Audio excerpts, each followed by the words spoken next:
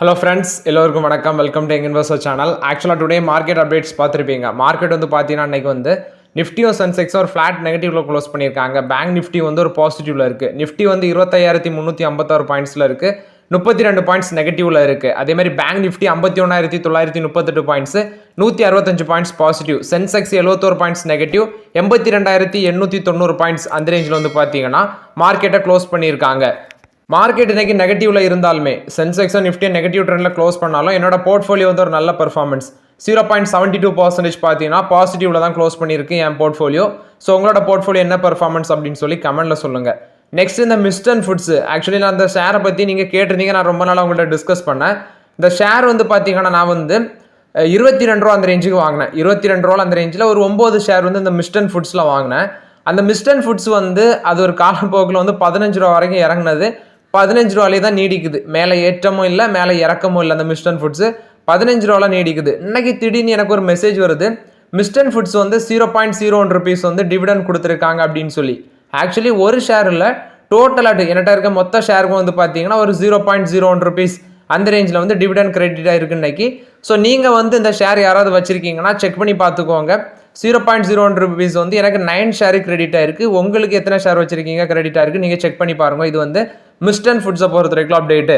Next இந்த Tata motor share கண்டினியூஸாக இறங்கிட்டே போச்சு. ஆக்சுவலி ரெக்கார்ட் ஹைலேருந்து 16% மேலே டவுன் ஆச்சு. எல்லாரும் சொன்னீங்க, ஐயோ வேஸ்ட் ஆயிடுச்சு, டிவிஆர் டீலிஸ்ட் ஆன சமயத்திலே வித்துருக்கலாம் அப்படின்னு சொல்லி நிறைய பேர் வருத்தப்பட்டீங்க. டாடா மோட்டார்ஸ் இன்னைக்கு ஒரு 1.5% ரேலியாக இருக்குது. நேற்று வந்து லாஸ்ட்டில் ஒரு 1.5%, இன்னைக்கு ஒரு 1.5%. 1000 தாண்டிச்சு ஷேர் ப்ரைஸ். பட் க்ளோசிங் வந்து 992 அந்த ரேஞ்சில் க்ளோஸ் பண்ணியிருக்காங்க. டாடா மோட்டார்ஸில் என்ன அப்டேட் வந்திருக்குன்னா, டாடா மோட்டார்ஸில் வந்து மியூச்சுவல் ஃபண்ட்ஸு ஆகஸ்ட்டில் இன்வெஸ்ட்மெண்ட்டை அதிகரிச்சிருக்காங்க. ஆகஸ்ட்டில் மட்டுமே 12,000 கோடி அளவுக்கு வந்து பார்த்தீங்கன்னா டாடா மோட்டார்ஸில் மியூச்சுவல் ஃபண்ட் வந்து இன்வெஸ்ட்மெண்ட் பண்ணியிருக்காங்க அப்படின்னு சொல்லி ஒரு அப்டேட்டு. ஸோ நம்ம ஆல்ரெடி டிஸ்கஸ் பண்ணோம், டாடா மோட்டார்ஸில் இது இறங்குறது ஒரு ஆப்பர்ச்சுனிட்டி அப்படின்னு சொல்லி மியூச்சுவல் ஃபண்ட் யூஸ் பண்ணியிருக்காங்க. Tata Motors, Adani Enterprises, Tata Elxsi, Mazagon dock ship builders, இதில் எல்லாமே மியூச்சுவல் ஃபண்ட் வந்து ஆகஸ்ட்டில் ஹோல்டிங்ஸை இன்க்ரீஸ் பண்ணியிருக்காங்க. அதே சமயம் சுஸ்லானு, ரைட்ஸு, என்பிசிசி இதில் எல்லாமே பார்த்தீங்கன்னா ஹோல்டிங்ஸை குறைச்சிருக்காங்க அப்படின்னு சொல்லியிருக்காங்க. விப்ரோலையும் வந்து ஹோல்டிங்கை இன்க்ரீஸ் பண்ணியிருக்காங்க. மோரல் இது வந்து டாடா மோட்டார்ஸை பொறுத்த வரைக்கும் ஒரு பாசிட்டிவ் அப்டேட். இந்த ரேஞ்சு கூட டாடா மோட்டார்ஸில் ஒரு ஆப்பர்ச்சுனிட்டி தான்ங்கிறது என்னோட ஒப்பீனியன். மோரல் இது வந்து டாடா மோட்டார்ஸை பொறுத்த வரைக்கும் அப்டேட்டு. நெக்ஸ்ட் வந்து பார்த்தீங்கன்னா விப்ரோ. ஆக்சுவலி விப்ரோ இன்னைக்கு 4% கிட்ட ரேலியாக இருந்துச்சு. 552 ரூபா அந்த ரேஞ்சில் வந்து பார்த்தீங்கன்னா க்ளோஸ் பண்ணியிருக்காங்க விப்ரோ. ஆக்சுவலி செம்ம பெர்ஃபார்மன்ஸ் விப்ரோ. கண்டினியூஸாக ஒரு 2 to 3 days வந்து நல்ல பெர்ஃபார்மன்ஸ் மார்க்கெட்டில் கொடுத்துட்டே தான் இருக்கிறாங்க. நம்மளோட கன்சிடரேஷன் லெவல் விப்ரோவில் 420, பட் அந்த ரேஞ்சில் இனி வருமா அப்படின்னு சொல்லி தெரில. ஸோ அட்லீஸ்ட் ஒரு 450 கீழே வந்தால் தான் விப்ரோவில் என்ட்ரி கொடுக்க முடியும். ஆல்ரெடி வந்து பார்த்தீங்கன்னா ரொம்ப நாளே இந்த 400 ரூபாய்க்கு கீழே தான் இந்த விப்ரோ வந்து சுற்றிட்டு இருந்துச்சு. நம்ம கன்சிடர் பண்ண ஒரு லாங் டர்மை ஃபோக்கஸ் பண்ணி இப்போ கொஞ்சம் ரேலியாக இருக்குது. இன்னைக்கு 4% ரேலியாக இருக்குது. கோட்டக் இன்ஸ்டிடியூஷனல் ஈக்விட்டிஸ் பார்த்தீங்கன்னா இவங்களுக்கு செல் கால் கொடுக்குறாங்க. 460 ரூபா ஃபேர் வேல்யூ அப்படின்னு சொல்கிறாங்க விப்ரோவுக்கு. பட் வந்து நம்மளோட கன்சிடரேஷன் லெவல் அட்லீஸ்ட் ஒரு 450க்கு கீழே வந்துச்சுன்னா நம்ம விப்ரோவில் ஆப்பர்ச்சுனிட்டி எதிர்பார்க்கலாம். ஸோ இன்னைக்கு ஒரு பெர்ஃபார்மன்ஸ் கொடுத்துருக்கு விப்ரோ. மார்க்கெட்டில் 4% ரேலியாக இருக்காங்க. நெக்ஸ்ட் வந்து பார்த்தீங்கன்னா இந்தியன் ஏர்ஃபோர்ஸும் அதே மாதிரி இவங்க ஹெச்ஏலும் ஹிந்துஸ்தான் ஏரோநாட்டிக்ஸ் லிமிட்டடும் ஒரு பப்ளிக் ப்ரைவேட் பார்ட்னர்ஷிப்பில் வராங்க. எதுக்குன்னா அந்த லைட் காம்பேக்ட் ஏர்கிராஃப்ட் தேஜாஸ் இந்த செக்மெண்ட்டில் வந்து ப்ரொடக்ஷனை பூஸ்ட் பண்ணுறதுக்கு வேண்டி தான். ஏன்னா வருங்காலத்தில் இந்த தேஜாஸ் அந்த ஃபைட்டர் ஜெட்டோட தேவை வந்து அதிகமாக இருக்குது இந்த ஐஏஎஃப்க்கு, இந்தியன் ஏர்ஃபோர்ஸுக்கு. ஸோ அதனால தான் பார்த்தீங்கன்னா இவங்க 2 பேருமே பார்ட்னர்ஷிப்பில் வராங்க. இவங்க இந்தியன் ஏர்ஃபோர்ஸ் வந்து ஒரு 40 தேஜாஸ் வந்து ஆர்டர் கொடுத்துருந்தாங்க. அதில் ஹெச்ஏல் வந்து 36 தான் வந்து டெலிவர் பண்ணியிருக்காங்க அப்படின்னு சொல்லியிருக்காங்க. ஸோ இந்த பப்ளிக் ப்ரைவேட் பார்ட்னர்ஷிப் மூலமாட்டு இந்த தேஜாஸோட ப்ரொடக்ஷனை வந்து இன்க்ரீஸ் பண்ணுறதுக்கு வேண்டின்னு சொல்லியிருக்காங்க. ஸோ இது வந்து ஹெச்ஏல பொறுத்த வரைக்கும் ஒரு பாசிட்டிவ் அப்டேட்டு. அதே மாதிரி ஹிந்துஸ்தான் ஏரோநாட்டிக்ஸ் லிமிடெட்ல இன்னொரு அப்டேட்டும் வந்திருக்கு. ஆக்சுவலி இவங்களோட கேட்டகரி இப்போ பார்த்தீங்கன்னா நவரத்னா ஸ்டேட்டஸில் இருக்குது. ரீசெண்டாக இந்த என்ஹெச்பிசி அப்படிப்பட்ட சில கம்பெனிஸ்க்கு எல்லாமே நவரத்னா ஸ்டேட்டஸ் வந்து சென்ட்ரல் கவர்மெண்ட் அப்ரூவல் கொடுத்தாங்க. இப்போ இவங்க வந்து ஆக்சுவலி இவங்க ஒரு சென்ட்ரல் பப்ளிக் செக்டர் என்டர்பிரைசஸாக இருக்கிறாங்க. இப்போ இவங்களுக்கு மகாரத்னா கேட்டகரி வந்து டிசம்பரில் கொடுக்க வாய்ப்புகள் இருக்குது அப்படின்னு சொல்லி ஃபினான்ஸ் மினிஸ்ட்ரியோட ஒரு சீனியர் அஃபிஷியல் வந்து நியூஸ் சொல்லியிருக்காங்க. ஸோ அந்த அப்ரூவல் இவங்களுக்கு கிடச்சுன்னா இவங்க வந்து இன்வெஸ்ட்மெண்ட் வந்து பார்த்தீங்கன்னா 5000 கோடி வரைக்கும் ப்ராஜெக்ட் இன்வெஸ்ட்மெண்ட் வந்து கவர்மெண்டோட அப்ரூவல் எல்லாமே பண்ணலாம் அப்படின்னு சொல்லியிருக்காங்க. ஸோ இதோட அப்ரூவல் வந்து அந்த டிசம்பரில் அந்த மகாரத்னா கேட்டகரி அப்ரூவல் கிடைக்கும் அப்படின்னு சொல்லியிருக்காங்க. இது ஓவராலாட்டி ஹிந்துஸ்தான் ஏரோநாட்டிக்ஸ் லிமிடெட் பொறுத்த வரைக்கும் பாசிட்டிவ் அப்டேட்டு. இது பார்த்தீங்கன்னா இன்றைக்கி முத்தூட் ஃபினான்ஸ், மணப்புரம் ஃபினான்ஸ், இந்த கோல்டு அகெயின்ஸ்ட் லோன் ப்ரொவைட் பண்ணுற கம்பெனிஸோட ஷேர் எல்லாமே ஜெட்டு மாதிரி பறந்துருக்கு. ஸோ இதில் முத்தூட் ஃபினான்ஸ் வந்து பார்த்தீங்கன்னா 4.5% ரேலியாக இருக்குது. 2078 ரூபா இதான் இன்னைக்கு அவங்களோட ஆல் டைம் ஹையாக இருக்குது. 52 வீக் ஹை அந்த பொசிஷனாக டச் பண்ணியிருக்காங்க முத்தூட் ஃபினான்ஸ். 2078 ரூபா அந்த ரேஞ்சு. இன்னைக்கு க்ளோசிங் வந்து 2013 க்ளோஸ் பண்ணியிருக்காங்க. இன்னைக்கு மட்டுமே 4.5% ரேலியானது.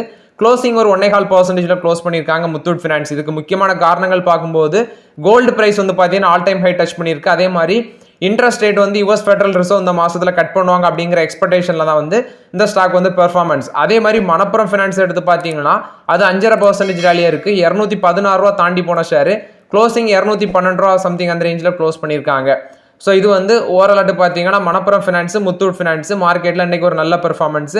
நம்ம முத்தூட் ஃபினான்ஸ் 1300 வாங்கினோம், 2000 தாண்டிச்சு.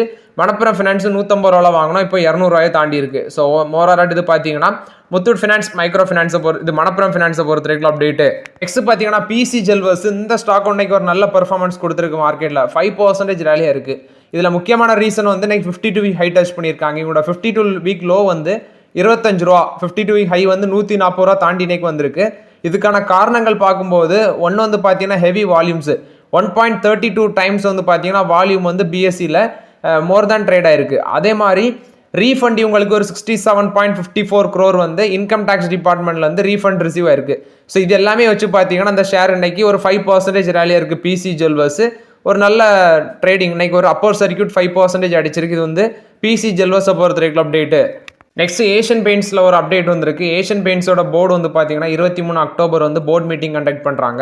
அதில் வந்து இன்ட்ரீம் டிவிடெண்ட் கொடுக்கறதுக்கான ஒரு அனௌன்ஸ்மெண்ட் வர வாய்ப்புகள் இருக்குன்னு சொல்கிறாங்க.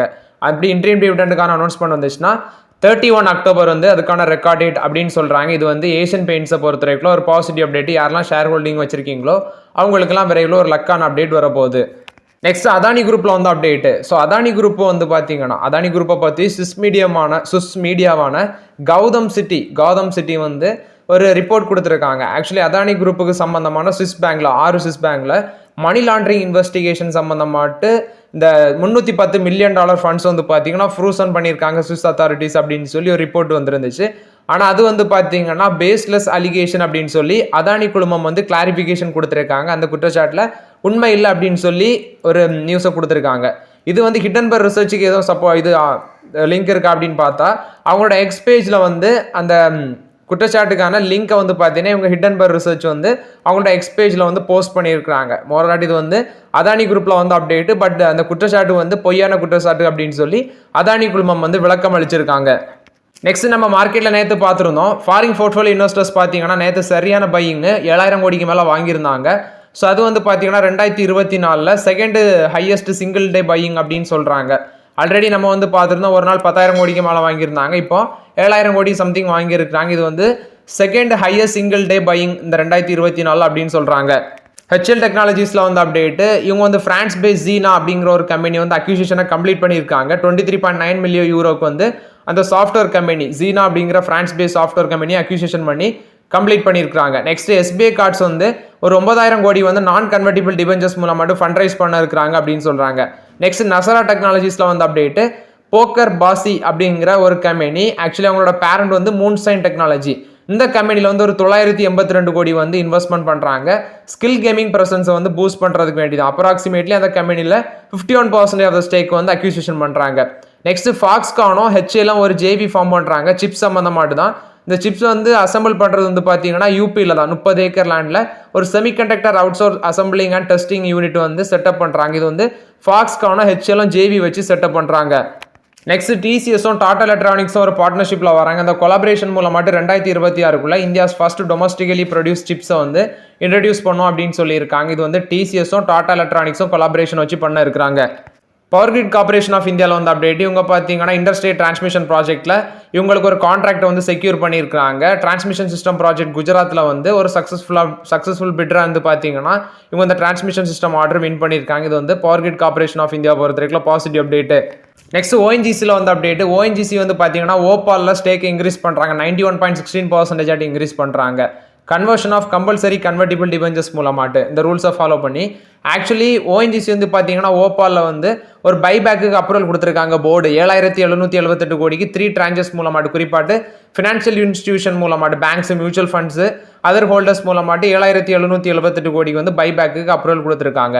இதில் இந்த கம்பல்சரி கன்வெர்டிபிள் டிபெஞ்சர்ஸ் மூலமாட்டு பார்த்தீங்கன்னா இதுங்க ஓபால் வந்து ஷேர் வந்து கிட்டத்தட்ட 61,070 லேக் ஈக்விட்டி ஷேர் வந்து ஓஎன்ஜிசிக்கு அலாட்மெண்ட் பண்ணுறாங்க. 2 tranches மூலமாட்டு இந்த கம்பல்சரி கன்வெர்டிபிள் டிபெஞ்சர்ஸ் மூலமாட்டு 2 tranches மூலமாட்டு கன்வர்ஷன் பண்ணுறாங்க.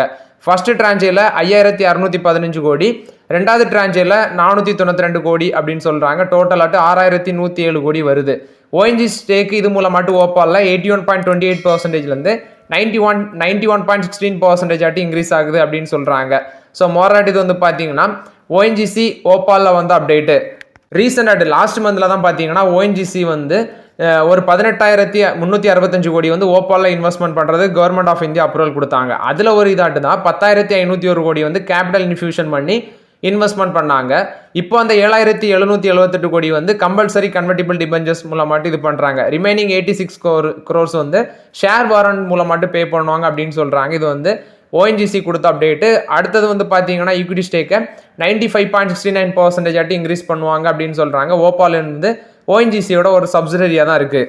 நெக்ஸ்ட் எஸ்பிஐல வந்து அப்டேட். எஸ்பிஐ பார்த்தீங்கன்னா 10,050 கோடி லோனை வந்து சாங்ஷன் பண்ணியிருக்காங்க 1600 மெகாவாட் தெர்மல் பவர் ப்ராஜெக்ட் வேண்டி. தாமோதர் வேலி கார்பரேஷன் அந்த கம்பெனிக்கு தான் வந்து பார்த்தீங்கன்னா இந்த ultra super critical thermal power ப்ராஜெக்ட்டுக்கு வந்து 10,050 கோடி 1600 மெகாவாட் அந்த சம்மந்தமான லோனை வந்து டிரான்சாக்ஷன் பண்ணியிருக்காங்க ஸ்டேட் பேங்க் ஆஃப் இந்தியா. இது ஸ்டேட் பேங்க் ஆஃப் இந்தியாவை பொறுத்த வரைக்கும் update. So okay friends, actually இந்த வீடியோவில் சில இம்பார்ட்டன்ட் அப்டேட்ஸ் எல்லாமே டிஸ்கஸ் பண்ணோம். இந்த வீடியோ உங்களுக்கு பயனுள்ளதாக இருக்கும்னு நினைக்கிறேன். பயனுள்ளதாக இருந்துச்சுன்னா லைக் பண்ணுங்கள், சப்ஸ்கிரைப் பண்ணுங்கள், கமெண்ட் பண்ணுங்கள். Okay friends, thank you.